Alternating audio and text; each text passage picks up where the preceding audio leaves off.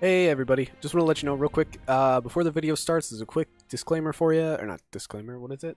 Whatever. I just want to let you guys know that I am going to be using footage from, I want to say pretty decently later in the game for a boss fight as well as maybe an area at the end, depending on how long my footage was.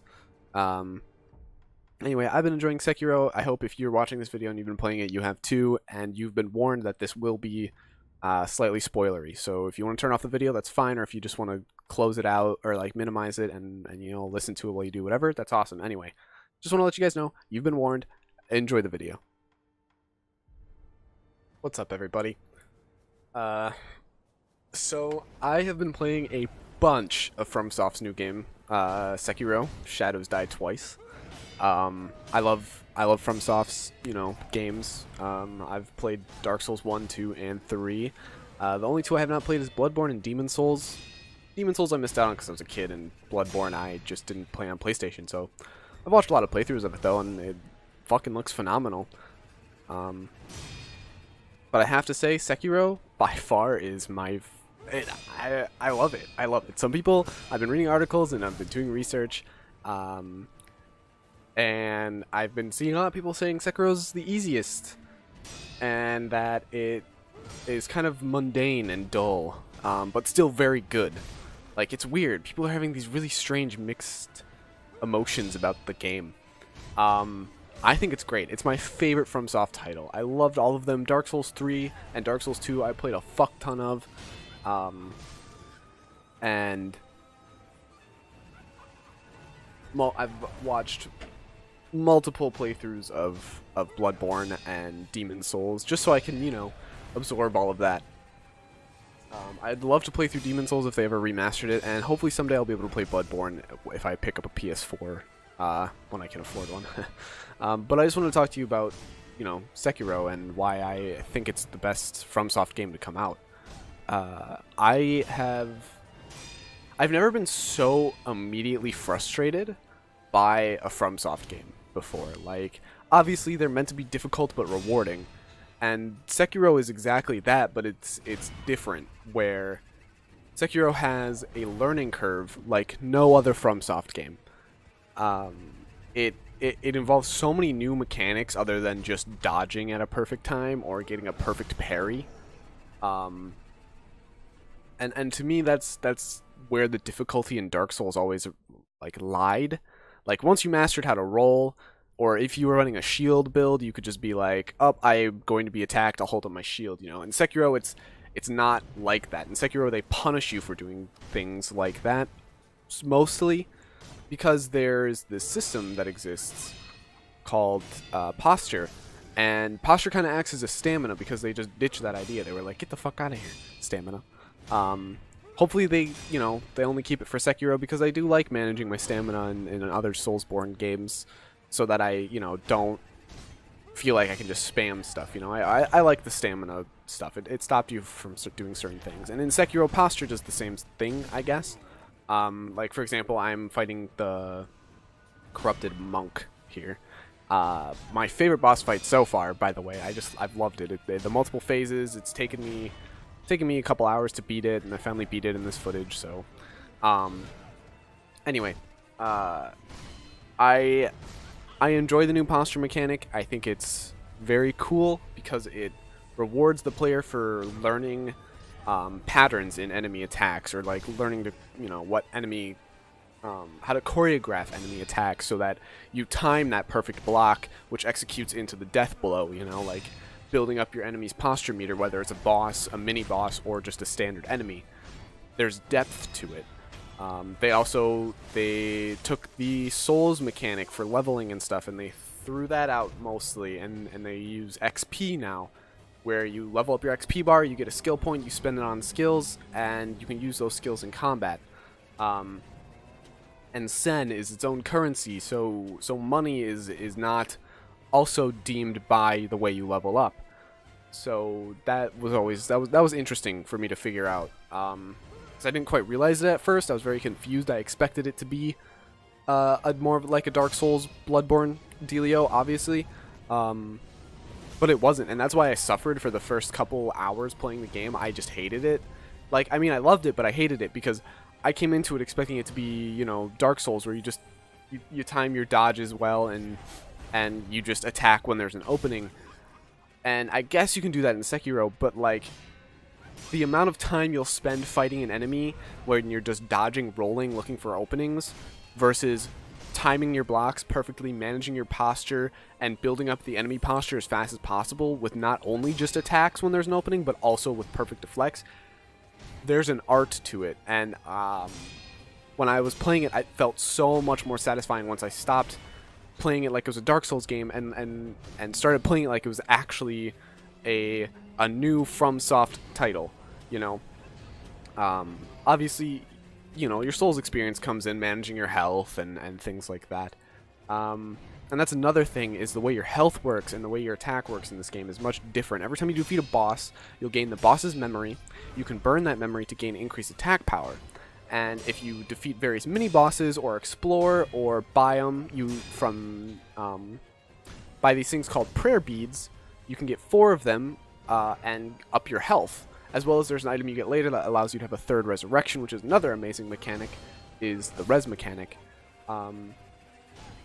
I think a lot of people like, when I was talking to my friends, like, I've had a lot of my friends ask me, how do you like Sekiro? Is it cool? Is it good? I heard it's easy. And one of my friends made a comment saying, well, resurrections in the game, doesn't that kind of just make it super simple? And I would say no. I think that it gives the player this feeling of a second chance. Or if they die in a bullshit way, they can be like, awesome, you know, I can come back from this. But no, resurrecting in that game does not make it easier, and it's because of the way your character, the way they level not only enemies, like not only the way the enemies evolve with the world, but the way your character, Sekiro, evolves with the world. There is no defense stat. There is no boosting your vitality to fucking Kingdom Come. There is no armor. There is no weapon switching. It's all your skill as well as swordsman. It's not about whether you can tank this or whether you can just do so much DPS that it doesn't matter.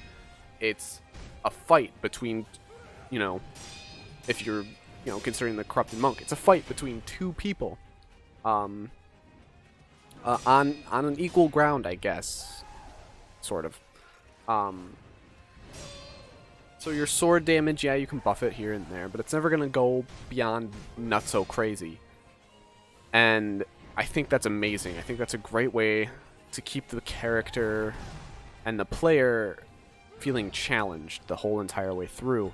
Because yeah, the resurrection system does exist, but just because you can resurrect does not make the game easier. The corrupted monk chunks my health, just obliterates it, and I could res as many times as I wanted to, but it's just I'm not gonna get any results out of it, you know. And that's another thing is you don't always have all your resurrections. When you rest at the idol, which is the bonfire in this game, you'll get 1 free res. But it doesn't mean you'll always have your other 2. Well, at least in this point in the game, I have 2. When you start off, you only have 1 plus the free one. For example, I didn't have all my reses. I only had 1, so I had to manage it well, and it gets your heart racing when you're like, okay, yeah, I can do this, but I only have 1 res, so if I run out of heals and then I res and I won't have any heals and I gotta worry about this, and it becomes this thing where you do rely on your res, but it doesn't mean you can just be like, oh, I can res, I got this easy, you know? I'm sure there'll be situations like that where the boss's health is really low and you just get, you know, hit by some tick damage or something and then you revive yourself and finish the boss, but that's not always going to be the case. Because when you res, you don't get anything back. You just stay how you were. You get some health. You get half your health bar back. But you don't get any of your healing items back. You don't, like, nothing other than that happens where you come back to life and you get half your health. It doesn't make it any easier because of the way the enemy scale is they do a fuck ton of damage as the game goes by, which is why I'm interested to see streamers who do challenge runs, like Lobos Jr., for example. I've been watching him do Dark Souls 1 speedruns for a very, very, very, very long time now. And he'll do challenge runs, like no leveling and no getting hit and stuff, but I can't see that being possible in this game because if you choose not to level, it basically becomes a no-hit run.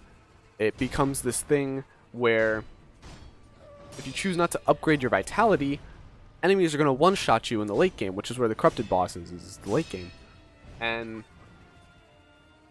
it just creates this interesting feeling. And I love it. I think it's amazing where you really do have to manage your health, learn enemy patterns, and just throw yourself at a fucking wall until you figure it out, you know? And sure, you can beat some bosses first try, but it doesn't mean it's always going to happen. Moving on from talking about resurrection and that stuff, is the world. I think the world is beautiful. My computer is not the greatest, but it can handle the game pretty damn well, I would say. And I only had to lower a couple things, a couple shadows here and there, just to make things flow a bit nicer, because for me it's always shadows for some reason. But otherwise, the world is beautiful. Exploring it has been a ton of fun with the grappling hook and the shinobi prosthetics, and finding these secret bosses, and eventually you get this ability to dive underwater, which just opens up so many areas up for exploration in the late game. And I'm not even done with the game yet, but I've been taking my sweet fucking time with this game. I think I'm about 26 hours in. I know I'm very close to being done with the game though, because I know I'm in the Divine Realm right now, and then after that, I don't think there's too much past that.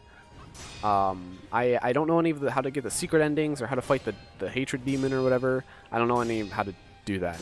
But I'm sure I'll look into it at some point. But there's just so much to this game that you earn from exploring, and I'm super excited to do another playthrough of the game. Maybe a New Game Plus. I heard New Game Plus wasn't that great, actually. I've heard that it doesn't really change too much up, and there's not really a lot to look forward to, which is a shame, but who knows. I'll try out New Game Plus, and we'll see how it goes. And then there's, you know, just starting a fresh playthrough and working with that, which I think will be a lot more fun.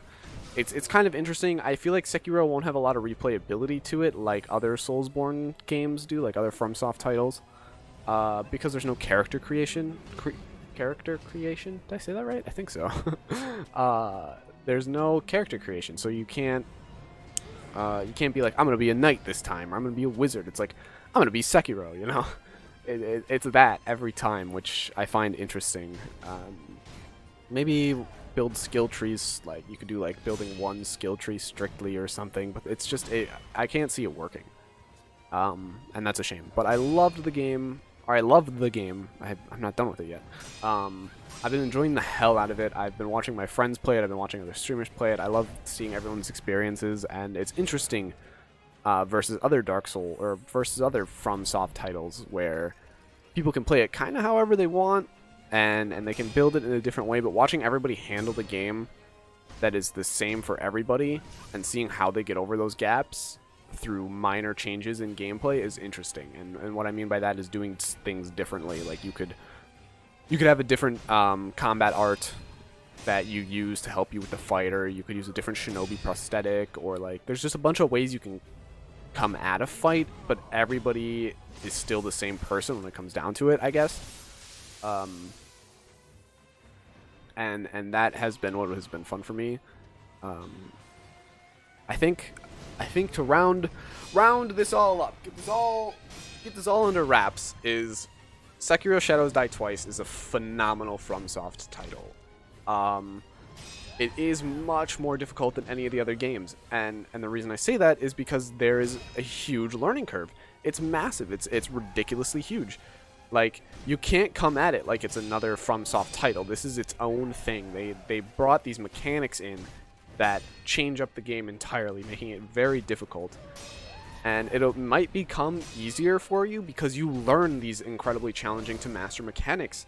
And then once you learn them, the game becomes easier. And that doesn't necessarily mean that it's easy as a whole. It just means that it depends on how fast you are of a learner. And I think that's really, really cool because it's, I don't know, I just find it really cool in comparison to other, you know, FromSoft titles where you could come at it any other variety of ways and it could work out for you, you know. But in this one, you have to learn how to master these mechanics, or else you're not going to get further in the game. And that's what makes it so satisfying too, is you can die a million times to a boss, but then you'll get it on your millionth and first try, and And the reason you got it is because you did it flawlessly, you know? You deflected all these attacks, you're like, oh, this boss is about to do this and this and this. And it just comes together to be a very satisfying feeling and altogether satisfying game with exploration that is phenomenal, movement that is so fast and awesome, and just all these other abilities you can gain, and it's a great game. I would suggest it for anybody. And I will finish this game, hopefully sometime soon, and maybe do a full like review on it instead of just talking about it, and go into more depth and detail instead of not having anything written down and probably saying a bunch of the same shit over and over again like I usually do. But thank you guys so much for watching. These have been my thoughts on Sekiro Shadows Die Twice. It's a great game. I highly recommend you pick it up at some point this year. Hopefully sooner rather than later, because we got E3 coming up, and then, you know, we'll have the October, November, December time period where a bunch of games come out all at once, and Pokemon comes out this year. So play Sekiro before you get overburdened by other stuff, if you have the time and money. Anyway, thank you guys so much for watching. I appreciate every single one of you, and I'll see you whenever I pump out another vid. Later.